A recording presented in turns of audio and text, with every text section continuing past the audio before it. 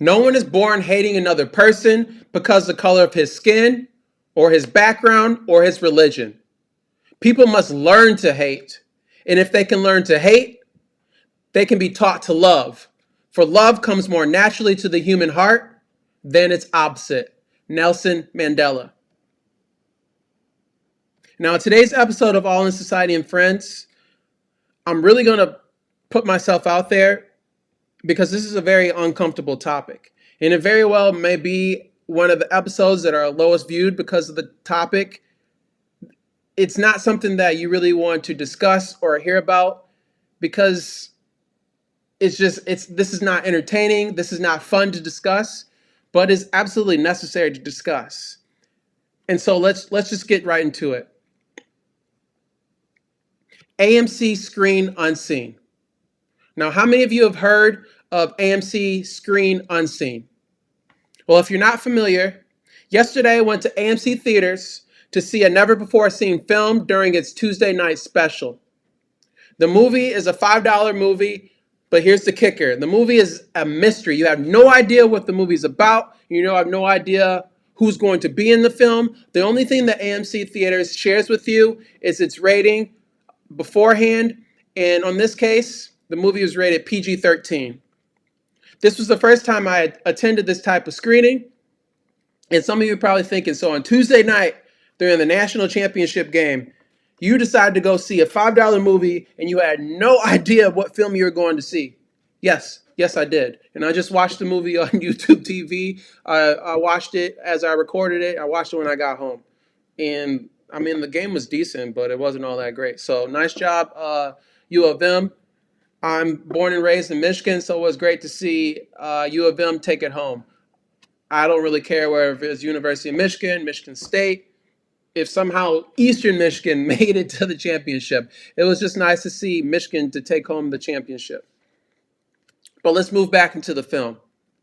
To my surprise, the film absolutely blew me away. The name of the movie is Origin, and it's starring Aunjanue Ellis-Taylor, who does an amazing job. It's written and directed by Ava DuVernay. And it's based on the book Caste, The Origin of Our Discontents by Isabel Wilkerson, which describes racism in the United States as an aspect of a caste system. Without giving too much away for you guys, there's one scene in the movie that really stuck with me. And I think really why it stuck with me was just the impact of the conversation and the scene itself. But the movie really, it was, to be quite honest, it was a little sloppy when it started. I really didn't understand what the movie was going to be about, what was the message, until this scene really hit home for me, and it really guided the path of what the rest of the film was going to be about. Now, Aunjanue plays author Isabel Wilkerson, who travels abroad to conduct research on her latest book. And Wilkerson speaks with a woman at the dinner table, whom I believe was Jewish, and they discuss the similarities between slavery in the United States and how blacks are treated and the Holocaust. Now, the woman at the dinner table is astonished that Wilkerson could even relate slavery in the United States and the Holocaust. In her eyes, the Holocaust was the Nazis' attempt to remove Jewish people from Earth, exterminate them, I believe she even said in the film. Whereas slavery and mistreatments of blacks was a means of dehumanizing blacks and forcing them into unpaid labor. The women felt there was no comparison. Now, these views that I'm stating, these are not my views one way or the other. I'm just stating what the film was relaying and how the scene was broken down. Now, I'll leave it there. I don't really want to go any further because I don't want to take away from that scene. But what I'm trying to do is I'm just trying to paint the picture for you, because I would not go see this movie myself. I personally, if I go to the movies, I want to laugh. I'll even want to cry and be moved because maybe there's a love story, or maybe it's a drama, or I'd be entertained like an action movie, just like Beekeeper. Check out my Beekeeper movie review if you get a chance to after this episode. or whenever you get a chance to, make sure you check out my movie reviews, all my movie reviews. I see 3 movies a week, and I typically do a review for every single movie that I see. So I don't want to take away from the film. As I said, it's not a movie that I would have went to go see typically, but without going to see it in the way that I saw it, with the fact that it was a mystery, I had no idea what I was going to go see. But I think it's a movie that everybody should see. It should be a movie that is played worldwide, and it is free, and everyone has access to this movie because the the topic and and its views are so impactful and so important. It could change people's lives, and maybe it could remove a lot of the hate from the world, and maybe we can learn how to love one another rather than trying to tear each other down. And I don't want to harp on that too much, but we all know there's too much hate in this world. We need more love. We need to love one another. It seems like only when there's tragedies, such like 9/11 in the United States, or even during COVID, that's the only time people really want to get together and move forward collectively as a group rather than being in our different silos or our different groups or our different classes. But I want to know, definitely go see the film. And if you do go see the movie, please leave a comment. Please come back. If you watched this breakdown, please come back, leave a comment, and let me know what you thought of the movie. Because I know this is not going to be a film that's going to see by the masses. Because, and I'll tell you, there's a lot of people that walked out of the film. And I don't think it's people that walked out of this movie because they're hateful people and they're so, oh, I'm not watching this. I'm going to do what I want to do. I think people left the film because they felt some type of way, and maybe they were a little guilty of what Wilkerson was really trying to hit home. So it's not a film that you're going to feel good. You're probably going to be moved to tears. It's probably going to open your eyes, but it is definitely a film that you should go take if you have children. I would stick to the PG-13. I wouldn't take any children that's under the age of 13 to see a movie like this. But it's absolutely a movie that you should see with your family, with your kids, and really really talk about and discuss when you get home. Now, I want to get away from the movie a little bit, but I did want to discuss Caste and Caste in the poker community and on the felt, and not how I necessarily take advantage of Caste and or how people may perceive me, but just how it is played in our everyday lives. And I do happen to profit off of this a little bit. So I want to dive into that because I love poker, and I'm always going to try to relate something to poker and investing. So let's get to it. Now, caste is the system of dividing people in a society into different social classes, a hierarchy. Now, let's discuss caste and how it applies to the poker community and how others' ignorance might be profitable for you. And I'm not trying to harp on this and say that everybody is ignorant in the poker community, or people that don't look like you are going to look down on you, because that's not everybody. I think it's a really small percent. I think most people that want to go play poker, they are there to be entertained, and bringing this into your everyday life, especially when you're playing cards, it just doesn't make a lot of sense to me. But there are a lot of people that are hateful people, and you might come across these people in a poker environment.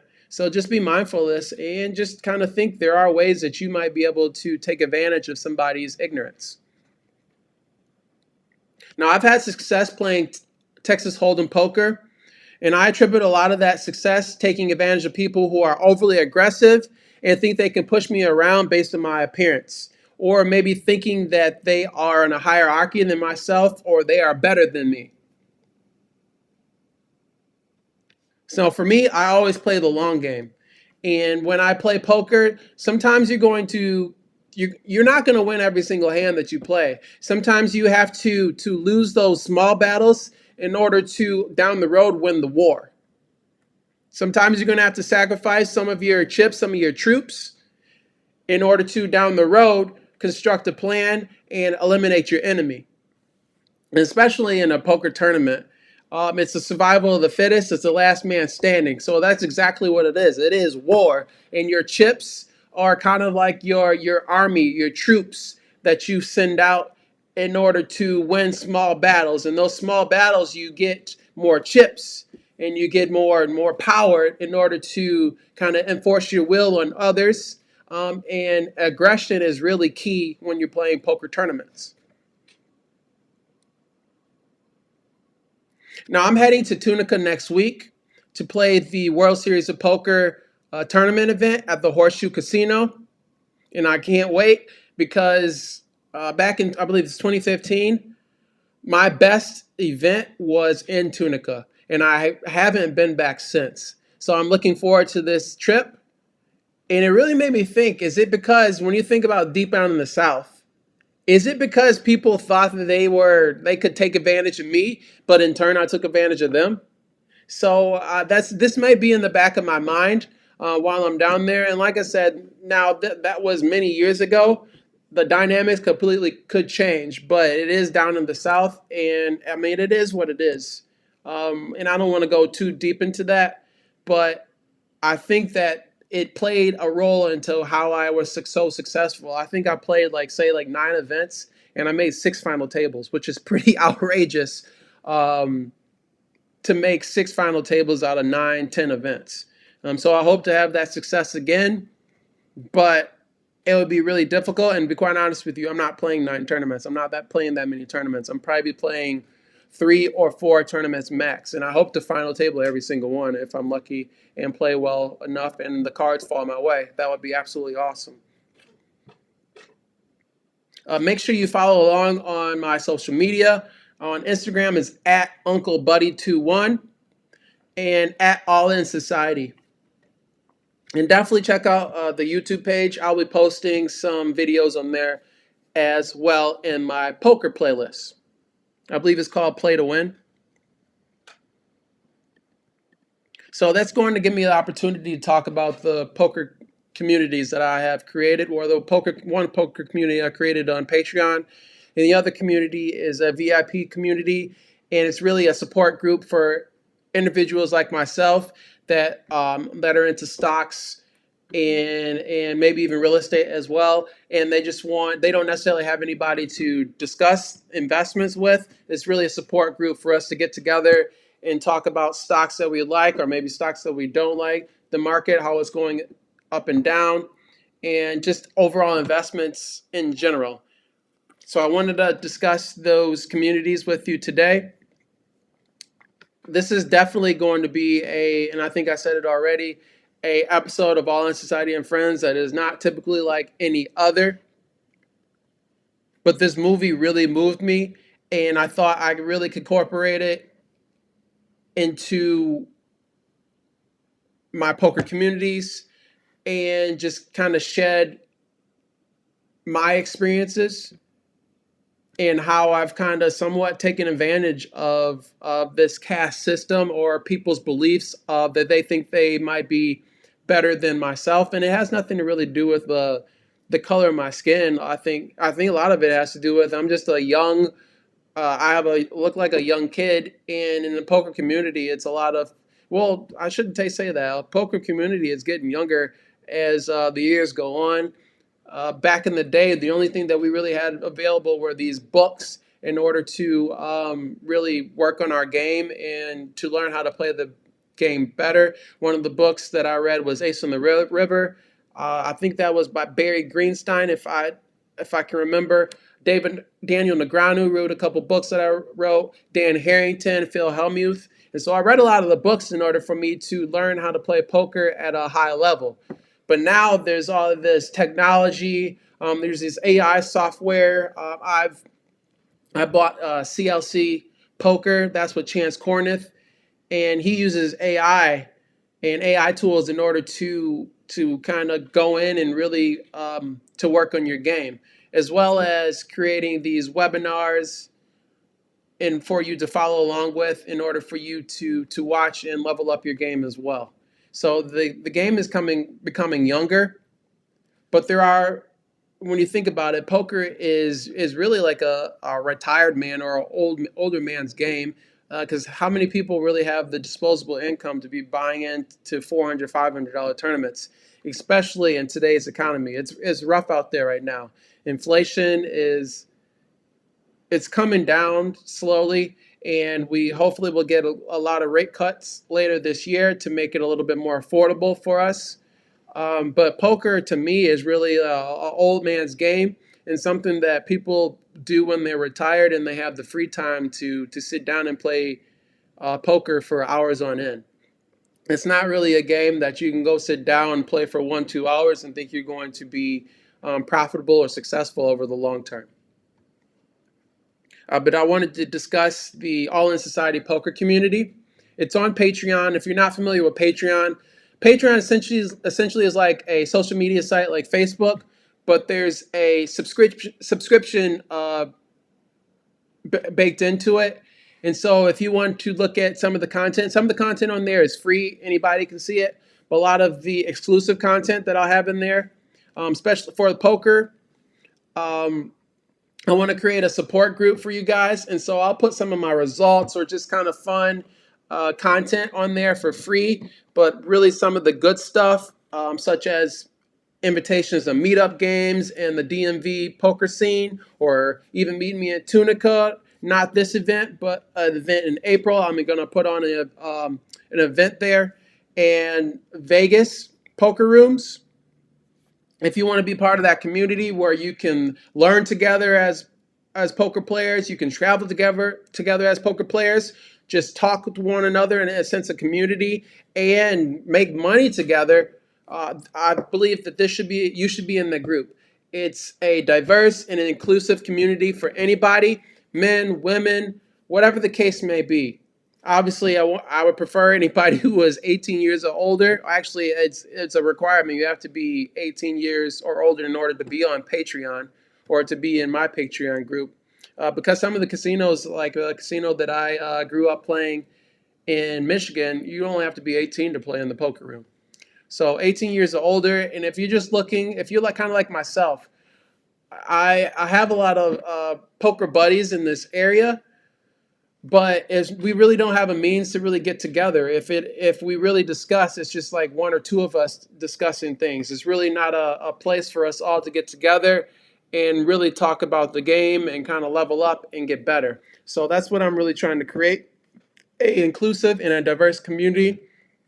It's going to be $24.99 per month, and you can cancel anytime.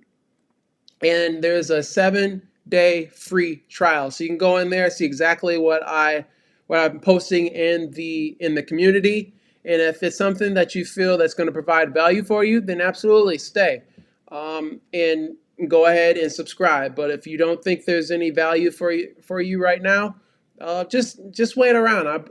It's going to take some time to build it to what I think it's going to be.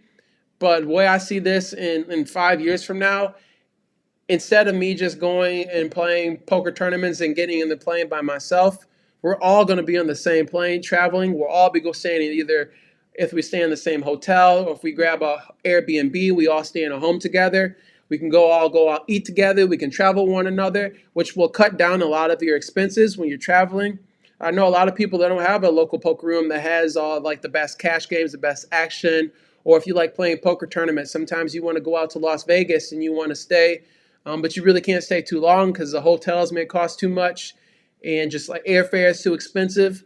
But if we all can travel with one another, we can cut down on those expenses, and we can really make it a trip that's a lot more fun, rather just like a trip where you're going out like individually or just like with a small group. We can do it on a much larger scale, and which is a little bit more affordable and hopefully more fun than whatever you're accustomed to doing now. So that's what my goal is. I also have already interviewed some poker pros, and I'll be interviewing more. But those interviews going forward, those are going to be exclusive to the community. You're not going to be able to get that value, that entertainment, those strategy, those tips from the poker pros unless you're part of the community. Now, I will provide some clips for you guys to kind of see um, who I'm interviewing and what we're discussing. But if you want the full episodes, you're going to have to participate in the community in order to get those exclusive interviews. So it's just something to keep in the back of your head. Maybe, like I said, maybe not something for you to jump in right now. But if you're, familiar with me and you want to see this thing grow, and maybe you're already successful at poker, but you don't really have anybody, you're successful by yourself. You've been putting all this work, but you don't really have anybody to travel with, or no one's really on your level. Or maybe you're somebody who wants to find a community of people that are maybe not as successful as you, and you can come in and provide value for that community. I think that would be absolutely awesome as well. And I know a lot of guys now that call themselves poker pros, and they have these courses and things. A lot of it, I think, is, to be quite honest, I think it's bullshit. And they're charging you a lot of money. The only person I would really pay for is someone like Chance Corniff. He is the top of the game. And now there are others that are high level poker players, but they also are socially awkward and not somebody I would talk to on any given basis. So Chance is not someone who's socially awkward. He's a cool guy, someone who I can kind of see myself actually really spending time with if I had the opportunity to, and not some of these. And I don't mean to call anybody or put anybody down, but poker community, a lot of them are nerds, and they're antisocial, and they don't know how to socialize in large gatherings. So if I hope this community is something that will provide value for you, and it sounds like something that would be fun and beneficial for you. So definitely stay tuned for more. And if you're looking for any information, definitely leave a comment in the video, and I'll definitely get back to you as soon as I can. And then also, as I stated, we have the VIP community for investing. And this is really, as well, I'll be interviewing special guests in the real estate community, in the equity community. But maybe if I can one day, I want to find like a hedge fund that I trust, and interview them and hopefully get some insight from them. Or just people, you'd be so surprised, people in the poker room, just talking to folks and what their day-to-day job is. There's a lot of people that are in the financial markets, that are financial planners, financial advisors. And so when I plan on really going out and reaching out to some of those local folks around here, maybe not even in the poker community, but that's what they do for a living, and really hoping that they can come on, I can interview them and provide some insight. So just like I do for the poker community, find the pros, get their strategy and tips, I'll do the same for the investing community as well, and hopefully they'll be able to provide some tips for us as well. In this community, you'll be able to submit questions and join me on this show, All in Society and Friends. A lot of times I will be talking about poker and investing. And so the same thing as the poker community. Those interviews, they're going to be few and far between. Just me posting them for free now. They're going to be strictly in the Patreon group, in the community. Now, every once in a while, I'll post some free stuff for you guys, just to keep the YouTube page from gaining followers, subscribers, views. I'll continue to post some sort of fashion the interviews on there, but for the best and the most exclusive content, you're going to have to join the community if you guys enjoy the All in Society and Friends interviews or the show itself. So something to be mindful of. And just so you know, like Claude, why would I join this community? Who are you? Well, I started my investing about 2 years ago. In the past couple of years, I've done nothing but go to these conferences whenever I had an opportunity to. My job gave me the opportunity to have some time off, that's what I would do. But I wouldn't really necessarily go to vacations and just kind of lounge out on the beach. I would go to these conferences, such as Invest Fest, the Black Wealth Summit, amongst others, and gather all this information. And last year, I was able to take $25,000 of my own money, and it's really my retirement money, my 401k Roth, and I put that money to work, and I beat the market. And by beat the market, the S&P 500, I believe, at the end of the year, was up 26%, if I can remember. And I know I did better than the S&P 500, the market, by 3%. So I think it was 20%, 26%. The market ended last year, and my portfolio ended 29%. And that wasn't me just investing in ETFs and making it let someone else manage my money. I was investing in individual stocks. And it gave me the opportunity to find companies like Roblox, where I bought Roblox at its absolute bottom, and it skyrocketed last year, and that was really beneficial. So I've learned the skill set to identify companies, break down a company, and to decide and execute when necessary, and get into those companies for the long term. I'm not a day-to-day trader. I'm a long-term investor. And so if you want to learn from somebody like myself, and I try to make things as clear and concise for you guys as possible, keep it as simple as possible, because I know the stock market can be very difficult to understand and trying to maneuver. If you guys watch like CNBC, they use these like big words and lingos. Um, that is really, it makes you think that like investing is really difficult, but it's really not that difficult. They're really just playing into their base, and a lot of their base is people who are well off and have substantial amount of money to invest. Well, I like to break it down so it's digestible for anybody who can learn. I'm not a really smart person. I didn't do excellent in school. I'm a college dropout who just found his way.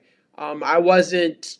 I'm a contrarian thinker, and I didn't think that I had to go to a 4-year college and get all out of student debt in order for me to be successful. And I followed my passions. I followed my dreams. I got into the casino industry because I was passionate about poker. I learned to deal cards, and as I learned to deal cards, I learned and I watched what the best poker players were doing. And so I took what they were doing, I dissected it, I put it into my strategy and my game, and I've been profitable ever since, playing cards, playing cash games, playing tournaments. And after some time, I said, well, I don't want to be a dealer for the rest of my life. So I became a supervisor. And as from a supervisor, I became manager in one of the largest poker rooms in the state of Maryland. And during that time, I was I was at some points after the pandemic, I was single handedly interviewing dealers and bolstering up the staff after the pandemic. A lot of folks left during COVID and didn't return, so I was in charge of getting the staff uh, up to the levels that we needed in order to efficiently run the business again. And so I love doing that. I love interviewing people and providing people the opportunity to really to land a job that was going to feed their families and provide stability for them. And I really did it. And it was wonderful because sometimes people would cry when I said, "Yeah, we would love to have you. You passed your audition, and you passed your interview. We will love to have you. We will hire you." Some of the most rewarding days when I was working there, I don't work there anymore, were people that hugged me and were crying because they were so happy because I saw how hard they worked on their craft. A lot of these individuals, they went to these poker classes, and they were these fast track classes where they learned to deal cards within a month. And sometimes they would have to go through the audition process multiple times. But when they went, they maybe didn't pass it the first time, I would give them tips and things to work on. And you can see when the people come back and they worked on it and they approved. And I was able to offer them a position. Some people were so gracious and so happy, and that was really like the best part of my job. And also providing people the opportunity, um, who maybe not had the opportunity if it wasn't for me having the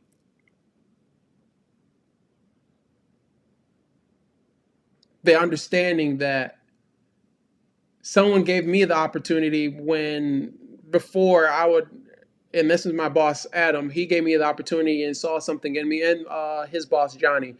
and really understanding that, Claude has something in him where I'm going to give him an opportunity where others didn't give me an opportunity and didn't really see what my abilities were, or where I could really go, rather than keeping me where I was and really limiting my ability to really shine. And now I don't necessarily agree with everything was done there, and this is the reason why I'm not there anymore. But I am definitely appreciative of the people that gave me the opportunity to help others, and I paid that forward and was able to help people like myself who maybe not had the chance to do so if someone else was interviewing them, or was in control of the interview process. So I miss the opportunity to really do those interviews, and continue to give people the opportunity to advance their careers and really change their lives to the better. But I'm hoping that I'll be able to do that with these communities. And no, I know this was really long-winded. If you stuck with me, you watched the whole 30 minutes, I truly appreciate it. And I know this was a hard topic and a tough topic to discuss, and not something that was really fun to talk about. But I hope you guys go see that movie, because it is a very impactful movie, a movie that everybody should see. So definitely check out the movie, and definitely check out the Patreon groups. If you don't check it out this month, next month, definitely come back, swing around, and see what's in those Patreon groups. The links are on my YouTube uh, landing page. Just click the link, and it'll take you right to Patreon. You'll probably have to download it if you don't have it downloaded already. But if you're in the poker community, or if you're just wanting to get into investing, if you have no information whatsoever, just being in that community shows me that you're invested and you want to learn. And you don't have to. I'm going to Anybody who's in that community, I will find the time of day to really help you out on a one-to-one basis if you're not really up to speed with the group as a whole. So definitely take advantage of it. I'm here on this planet to help others and provide people with the opportunity that other people provided me. I'm here to pay it forward, and I want to see others succeed. I'm not a gatekeeper. I'm somebody who likes to see other people be successful. Being successful by yourself and not really having anybody else to share that with, that's not fun. So I hope you guys tap in the community. That's going to be it for me. Remember, life is one big session. Play the cards you're dealt to the best of your ability. And I promise, you'll come out ahead. Peace.